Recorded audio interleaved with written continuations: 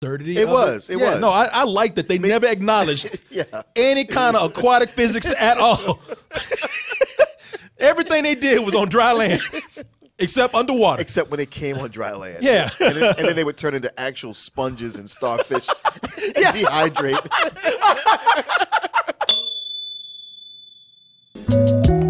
Why go out there and risk getting trampled on, even shot these days, when you could have just stayed at home and got for your mother this nice Christmas, limited edition Christmas sweater? Oh, shit. You know, you could have got Pops. Pops is he's starting to work out. I mean, he's about to ruin it by eating that Thanksgiving dinner, but for the, those 2 or 3 hours that he's looking good, get him that black tea. After everybody's gonna sit down and drink. Oh, you even got coffee mugs. We got now. coffee mugs. As Martin says, that's a stew pot. Maybe you cooked your Thanksgiving dinner in that pot right there. Who knows? Casserole. Some people don't even come back and subscribe, but I know you better than that. I know your mama. I know she raised you better than that, and I know you're gonna be back. And when you do, you're going to subscribe in the many payment methods that we offer for you that are so convenient. And when we do, Carlos, what they going to get? That sweet, sweet, tasty goodness. Did you say tasty or toasty? No, just said tasty, but it's toasty. I'm tired, bro. You are tired. I thought you being sexy. You just falling asleep. That's tasty good. Oh, what's going on right now? It's this has been a bad couple of weeks. I mean, we've been losing some icons. I mean, people have been leaving this earth and taking our childhoods with them. First, I believe it was just last week, we lost Stan the Man. Yeah. Stan Lee. And honestly, I thought this man would never go. And I mean that in the best way. I just took it for granted. He just had too much shit to sell. Well, he's 90. He still kept popping up everywhere. And I thought that he would at least be around for the next Avengers. I thought, man, now how good that would have been if everybody saw the last Avengers movie, the fruits of his labor, and he just died happy there with his friends and family. Yeah. Spider-Man. That would have been nice. That would have been nice. But, that's not the way the world works all the time. If so, we still would have had SpongeBob. SpongeBob died, and now we lost another one. And that took a lot of people's childhoods. Not mine. I was in college by the time this came out. No, I wasn't even in college. This is 99. I was a grown-ass man by the time this came out. But a lot of people did watch SpongeBob as a child. And when I say SpongeBob is dead, well, he might as well be dead because the guy that created him is gone. Stephen Hillenburg.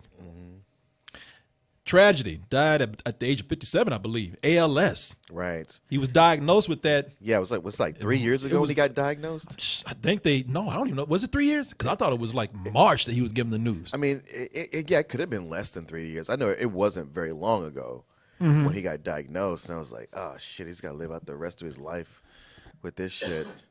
And I didn't expect it to be so short. I mean, hell, what's the name? The robot dude. Yes. Stephen Hawking. Oh, man, now you being mean. I thought you were talking about a cartoon. No. Robot dude. No. Thank you. I was like, I know it's another Steve. Right now, he's somewhere saying, fuck you, Martin. Wait, he lived forever with that shit. No, he did. He did. So, in a way, look, we would rather not have this guy have it at all.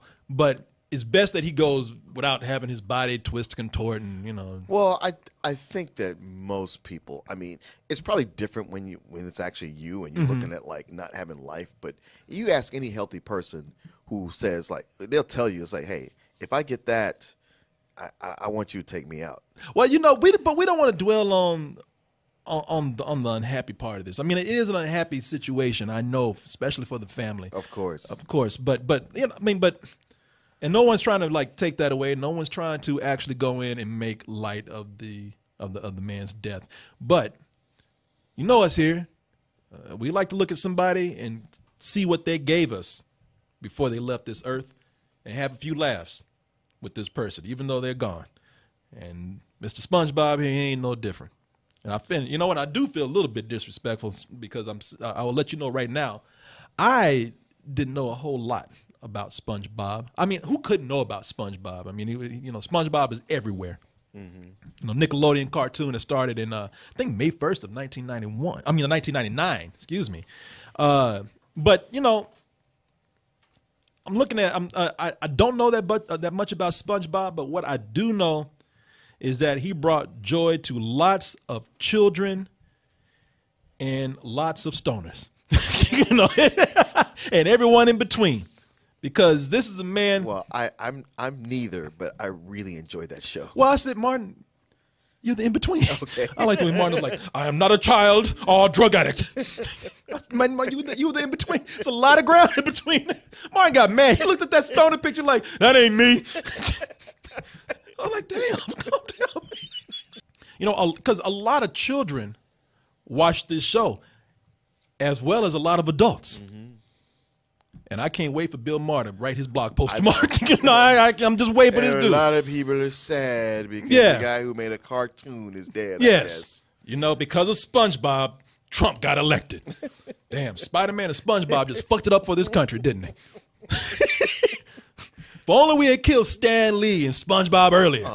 Oh, Stephen, the world would just be right. You know, I still can't get up. Man, fuck this dude. I dare him to write a blog post. I dare you. SpongeBob, the beauty of it is that it really was a show for kids and for adults in the most adult way possible. Yeah. You know, I used to watch SpongeBob when I used to catch it. Believe me, I don't know how this happened.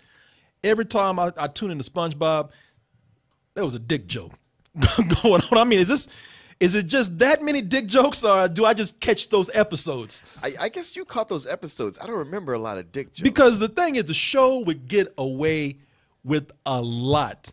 I mean, in serious, just the dick jokes alone were blatant, man. They weren't even trying to hide. They weren't even trying to be, they weren't even trying to like be clever with it. We want you to know Patrick likes dick. and even with the, you know, for a kid show, even for a kid show, the penis and the dick jokes, for a kid show, they were childish. I would listen, you know, I get a chuckle, but they were not trying to actually like be sly with it. They just put it out there. Right, something that would make Mr. Krabs' whole wiener thing blow right up in his face. Yeah, blow up. Spotlight, that's it. They're talking about wieners blowing up in people's faces, even for kids. That's childish, man. Maybe you're reading too much into it. You okay back there? Coming from the man that saw pedophilia in Wreck-It Ralph and was mad at Zootopia for lack of assholes. Not assholes as in character, like physical anuses. Maybe, yes. I've explained this. And Martin, I explained this and had it right there for you. Thing is, you can't read into that. It's out there. But it's not that I was mad at it. I thought that was cool. It just befuddled me because I was like, are the censors really just that dumb? Because, and I'm not saying that they're dumb, but it was almost like kids playing a prank on the teacher who wasn't hip enough to get what was going on. Yeah, because it's easily explainable. Because you just say like, yeah, they're talking about hot dogs. They work at a restaurant. What do you see in there? And you have to go like, oh, well, it just seemed obvious. I mean, I guess. Okay, yeah, never mind. All right, moving on. Yeah, sign it off, shit. Put it on the air. Fuck it. I ain't seeing dicks. It's funny because half the times adults would watch the show wondering, is this going to be the one? Because they were watching, they like, man, we were watching to see if this is going to be the last episode of SpongeBob, and what are they going to do to get cut off the air? Because you know, the show, it was something that a lot of college kids enjoyed, you know, and a lot of adults enjoyed it too with their kids, and they enjoyed it without their kids. They would watch the show just to see if it was about to get canceled. And fortunately, many years and many dicks later, it's still out there. It not only did it continue, but it became a phenomenon. It was like I said, the show came out in May of 1999, and after a season or after a year, it blew up. This thing became such a phenomenon that I didn't realize it'd been on the air for 19 years. 19 years. Mark. I mean, I kept thinking like, wow, this show is still on. But 19 years. 19 years, Martin. Well, you gonna look. It's like they look at The Simpsons going, check over your shoulder, motherfucker. Yeah. It's such a phenomenon. After the second year, the marketing took off, man. You know, you had SpongeBob toys, SpongeBob costumes, video games, comic books. You had, of course, the movies and the clothing, the bedding, the cups. They even had sneakers. Sneakers. They had a theme park ride. And just when you think they could have had no more, Martin, they took them to Broadway. Oh, I know. When hero is your middle name, give me adventure. I'm a contender. It's the sponge next door. You know, Stephen Hillenburg is like, what the fuck have I done? No, what have I done? SpongeBob must be destroyed.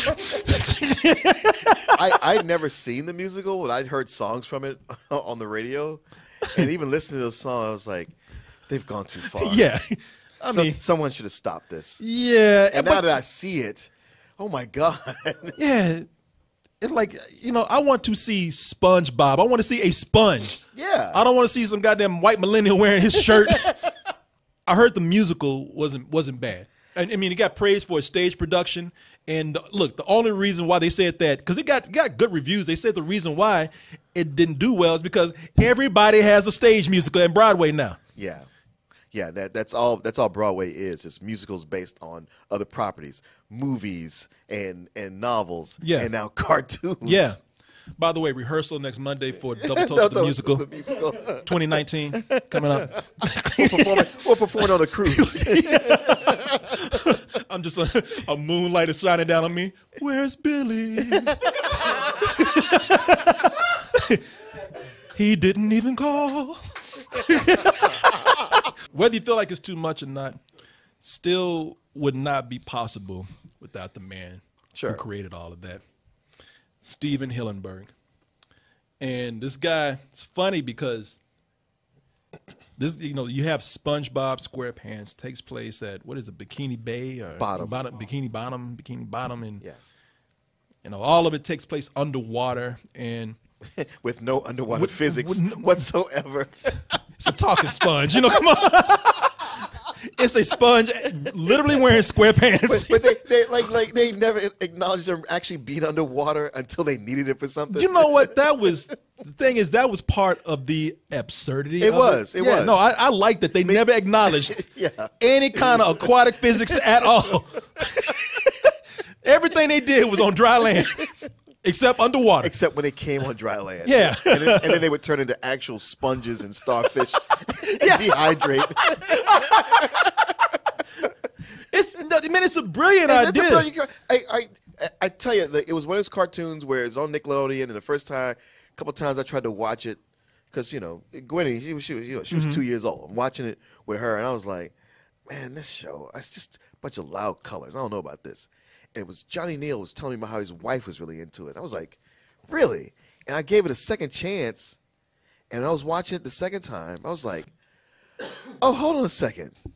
This show is brilliant. No, it's like Pee-wee's Playhouse meets Ren and Stimpy. I would have watched it more, and at that time, I was just, you know, like everybody else, got busy and just didn't want to take on another show. You know? Yeah, no, of course. But not that I thought it was bad at all. Every time I caught an episode at some point, whenever that would be, I enjoyed watching it, and I really love I love the guy's artistic design behind everything, artistic vision behind everything. It's funny because he was destined to do something with water, because he as a kid he just loved water, just loved the ocean. He even, the first time SpongeBob appeared, if I'm correct, now I said this already, I'm not a SpongeBob aficionado, a historian, an expert. So if I'm wrong, please let me know. But I was just looking up the guy today and found out a lot of really cool and interesting things about what led up to SpongeBob. SpongeBob first appeared in this comic that he did in 1989 that was about marine biology. The Intertidal Zone, which had SpongeBob before he was SpongeBob. You can see him right there. I think he was something like Spongy Larry or something. But before he got those square pants. Before he got those, yeah, he was round. Wasn't fully developed, Martin. and a little bit of trivia with this. When they did finally start developing SpongeBob, it wasn't SpongeBob. It was actually Sponge Boy Ahoy, is what they were going to call him. Okay. And believe it or not, Martin, Sponge Boy Ahoy was already trademarked. Oh, wow. I know, they were like, who the fuck? And why? And not notice today, ain't nobody even used it. Right. Nobody knows Sponge Boy. Well, you can't use it. That's all we know. Yeah. But today, I think they had a better name, SpongeBob. Yeah. Works much better. SpongeBob SquarePants. What's also interesting is seeing Stephen Hillenburg's art style before it was cleaned up into what you see with SpongeBob, before it was polished. I think he was a Cal Art student. And in his shorts, they had just a unique art style. It was kind of a messy art style. Again, not polished with what you see on Nickelodeon. That's from a short called Wormhole, which no one can find it. It's not on the internet anywhere. It's just this one photo that's going around. Oh, damn. But there is another short called Green Beret.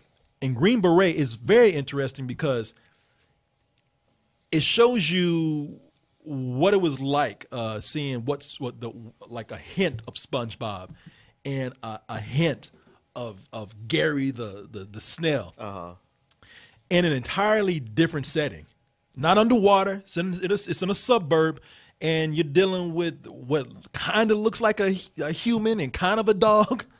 But but when you watch it, you can even see the layout of the living room that they're in. It's kind of similar to what would later be SpongeBob.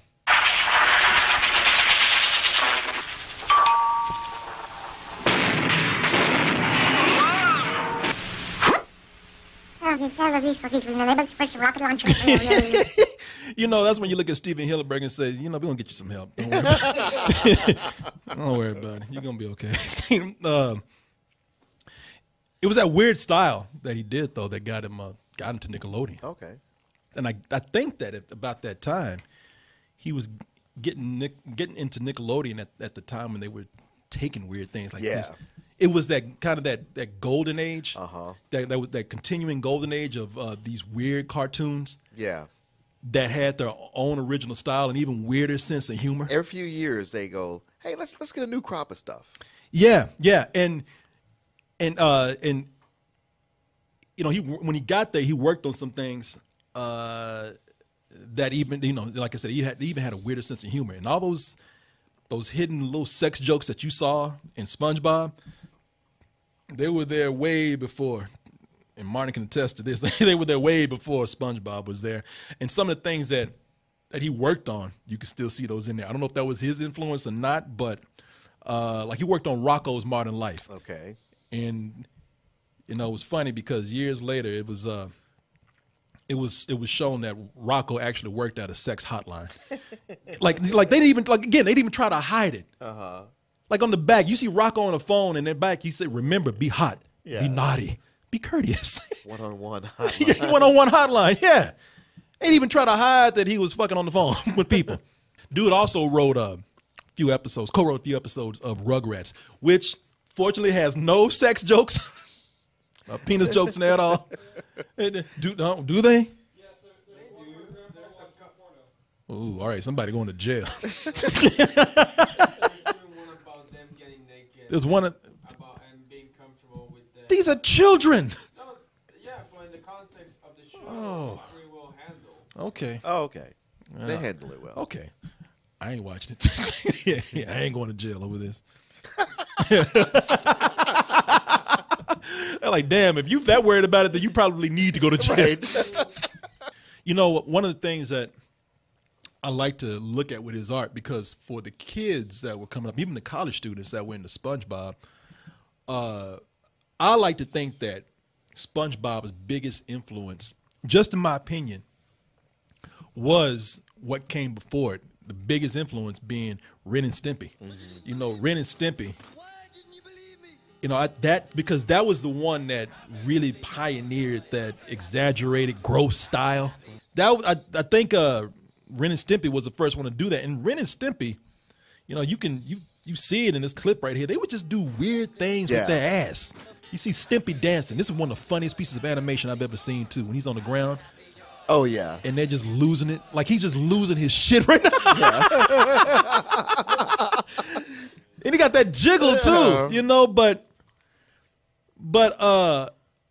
it's not just there too. I mean, like I said, when I'm talking about doing stuff with the ass, I'm talking about going far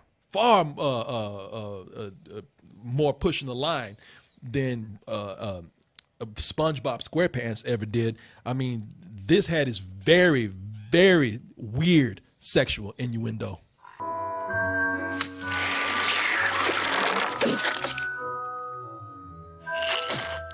You know, like, I don't know. I don't get. Not only is it weird sexual innuendo, but I just don't get it. And again, where were the censors? You know what? Did they take this to the school for the blind? You know what I mean? It's like, how can you watch a clip where a flying gay man takes a bloody severed head, sticks it up his ass? It's clear right there. It ain't no that. Right. Ain't no interpretation. It sticks it in his ass, and then people look at it and be like, well, that's fine children's entertainment, and just sign it off. It was on prime time.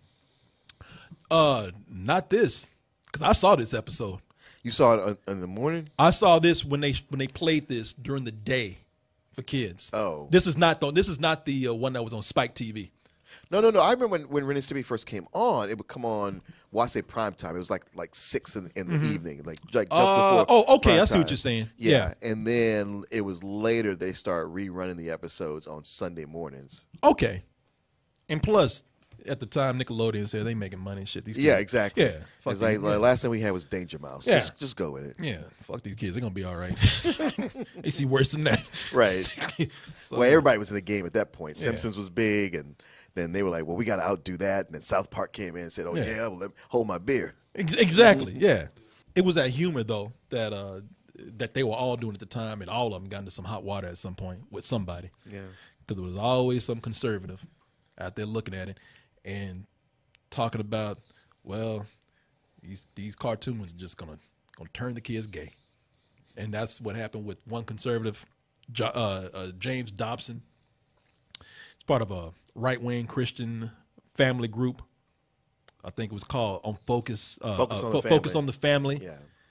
Saw SpongeBob in a video talking about diversity, and for some reason he took that and said SpongeBob was a gateway to homosexuality. Because he was a symbol promoting gayness. He was a propaganda tool, and for a time, Stephen Hillenburg found himself in the middle of that bullshit, and finally had to come out and just say the dumbest thing, just to explain it to people, to get them off his ass. He's like, all right, if you really want to know his sexuality, SpongeBob is asexual. Yeah. Are you happy now? And people actually said, yeah, because Patrick is obviously the gay one. You know, they're sucking a sand dick right there. I didn't even know that. You seem to know more about SpongeBob than I do. I didn't even know that he had stopped working on the show after a certain point.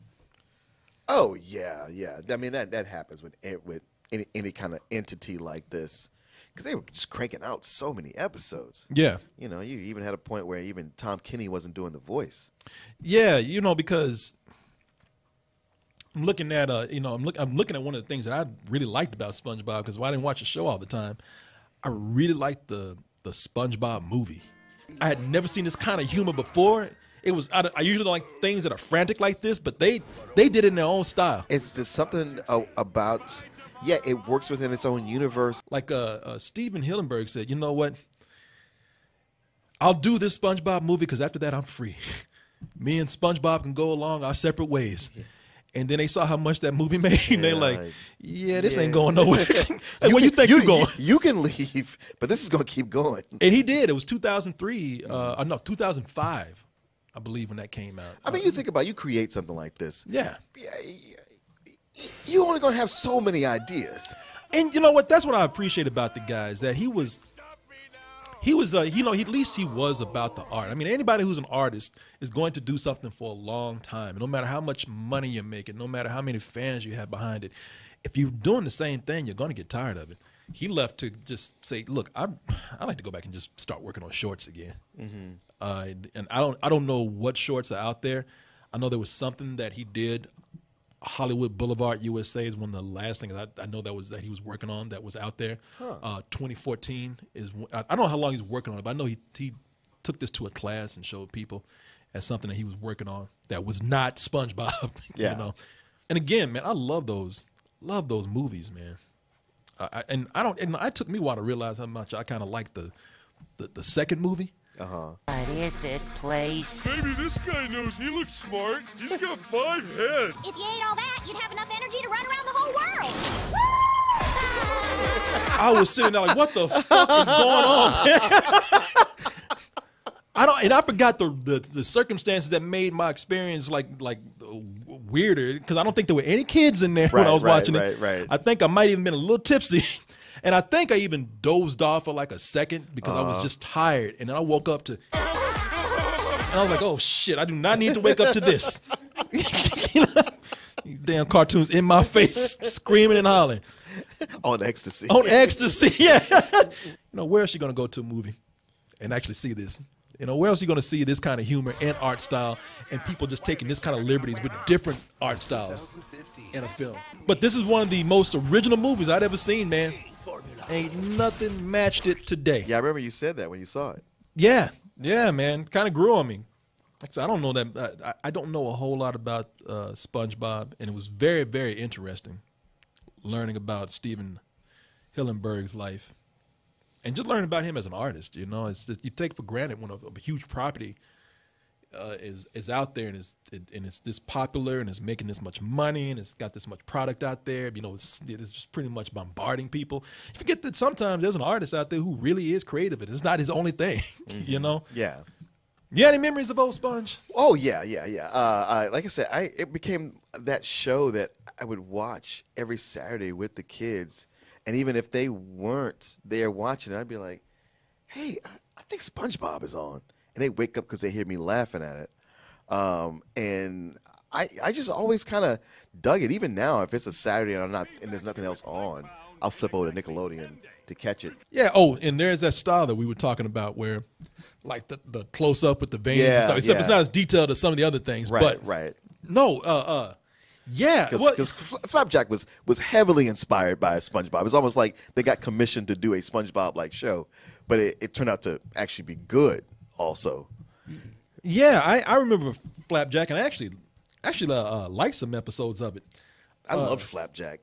Oh yeah, no, let me see here. Yeah, I used to because it was this, but just a little bit darker. It was, and it was even weirder. Yeah. at some points. Again, you know, it's going back to that style, and you see a chain, Ren and Stimpy influencing SpongeBob, but at that point, that style had an influence on a lot of things. Yeah, it did. So I wonder how much Flapjack, besides being on water, was influenced by SpongeBob and just being a part of that style at the time. Well, he also had. Hey, Bobby, don't think I'm letting you back in if you still all grumpy and crazy. Just open up. I need to talk to Flapjack. You met a lady? You know, I loved it because they never said it, but Flapjack was just a little slow. Oh yeah.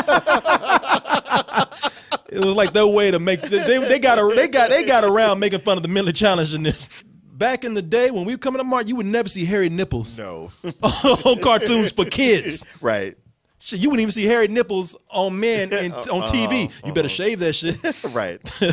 Now the other show I remembered. Now Flapjack, whatever they were told, they actually like went forward and did a great job with it.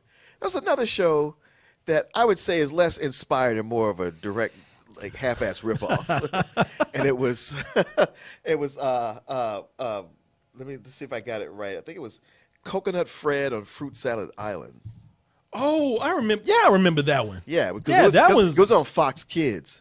Yeah, and it had this art style where they like pasted animation on top of. Actually, pictures of I fruit. liked Coconut Fred because at that time, just to give you a little background, you know, everybody's kind of familiar with Flash animation. Yeah. And everybody's familiar with, even more so, everybody's familiar with Flash animation, and I had just started working in Flash, but at that company that I was working at, Human Code, we got hired to either work on, or maybe I was working with Yehudi. I worked on some of this. Oh, really? I did. You're not gonna see my name in the credits or anything because I was more like an assistant animator. But we were working in Flash, and we got hired to work on this show. I need to ask Yehudi about it because I know I did something with this.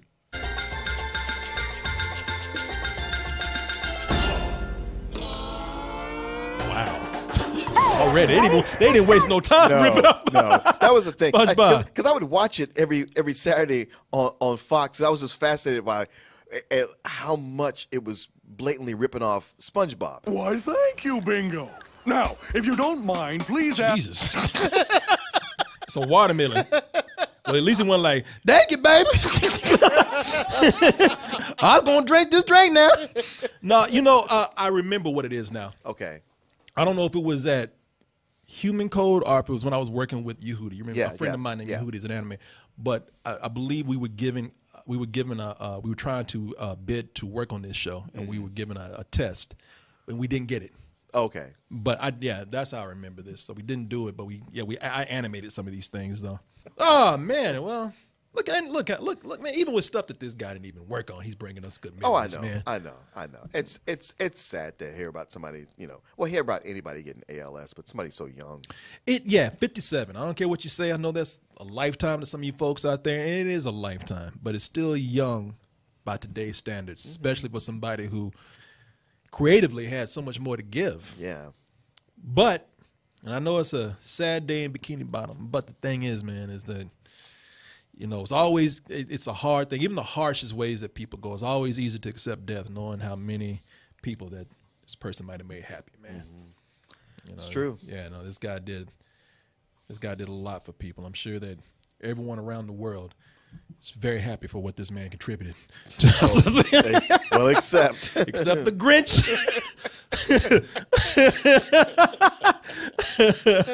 Bill the Grinch Mar. I'm gonna write a blog about your childish ass. Yeah, I dare you to do it. Dare your bitch ass to do it. Thank you so much for watching this video, everyone. And did you like it?